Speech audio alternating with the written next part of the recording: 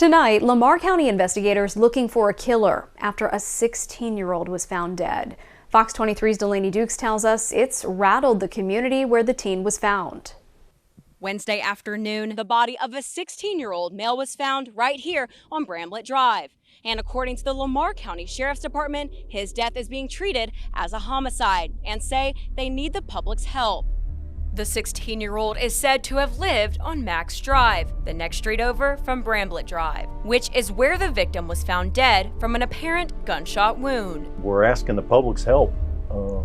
If anybody knows anything or sees anything, and somebody's got to know something out there. Here's a breakdown of the timeline. Tuesday night around 9 p.m., family members say the victim snuck out of a window with the intentions to meet someone, which is something he has done before. Shortly after 9 p.m., witnesses reported the sounds of gunshot wounds from the end of Bramlett Drive, immediately followed by the sound of a car peeling out of the neighborhood. Officers were sent to survey the area, but found nothing. Despite this not being the first time this teen snuck out, it would be the first time he didn't return. 9 a.m. the next morning, the Sheriff's Department received calls about the missing 16-year-old boy. More deputies were sent out to the area to search, but once again came up empty-handed. And it was around 3 p.m. when a caller alerted the Sheriff's Office that they had found the 16-year-old boy. He was discovered about 40 yards off of Bramlett Drive, in an overly grown field of grass behind a bush, which is not where the witnesses heard the gunshots. Bullet casings were then found in the street and collected as evidence. Sheriff Delaney